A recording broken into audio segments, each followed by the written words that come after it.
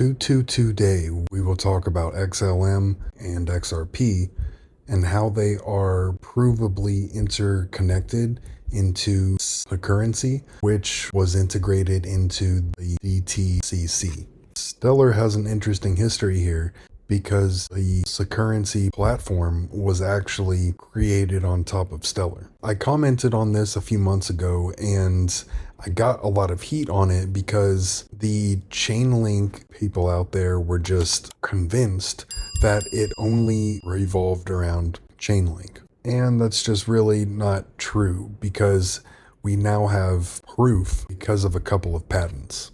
The DTCC processes about 4 quadrillion every year, and there are actually 2 patents. The first one is about getting different kinds of assets tokenized, and it calls out a few different chains. However, it actually calls out Stellar, and a lot of people didn't really connect that, which I find interesting. The other patent directly calls out XRP and XLM. The interesting point here is that the DTCC technically is in charge of and owns all of the stocks on the stock market worth about 87 trillion.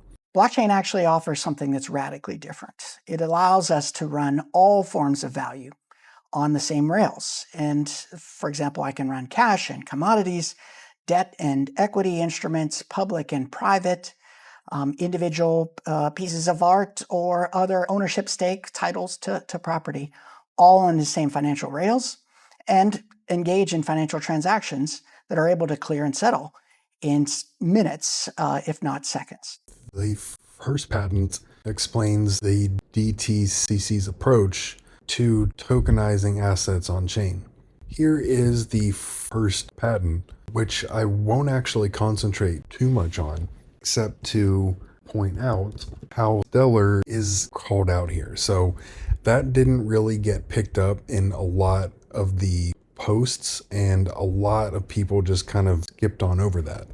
I personally would think that Stellar's potential involvement here might be more so than a lot of people might think up front, because Stellar has really been concentrating on crypto wallets. And if you follow the right people, they have actually been posting about streamlined key management too. It is not only XLM and XRP who have heavy ties here. I have talked about in the past how XDC also has ties too. One of the big relations there is with R3's Corda platform.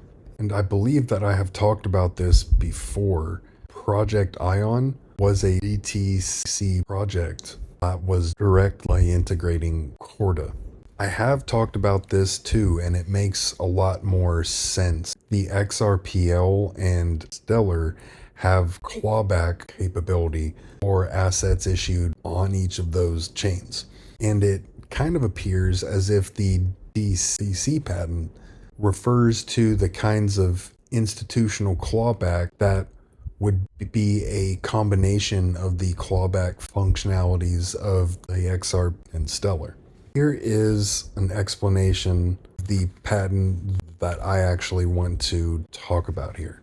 And in the second patent, it is calling out XLM and XRP explicitly. In the text of the patent, it talks about the positives of XRP and the positives of XLM. And that kind of goes right into the speculation on how the two are essentially two sides of the same coin. Also implied that the XRPL and XRP and Stellar and XLM are examples of technology that are capable of powering the liquidity engine that the patent calls out. And in that application, they are describing it as a digital liquidity token that is a representation of an asset. Here is the best explanation of the patent I have found yet. Here are some screenshots. It's about digital liquidity tokens. Here is the patent and the timeline itself. started in 2021, assigned to Securrency, and then it ended up under the DTCC after the acquisition, and it was approved at the start of 2025. Here is the description of the figure, specifically referring to Ripple and Stellar, and it explains the specified transaction is transfer token from user A on Stellar to user B on Ripple. And here is the figure itself, which calls out XRP as well as Stellar. Here is the patent, and if you try to find Stellar, it is actually called out here a couple of times. And in the paragraph here, it is actually talking about Nostro Vostro accounts, which is what Ripple has always talked about.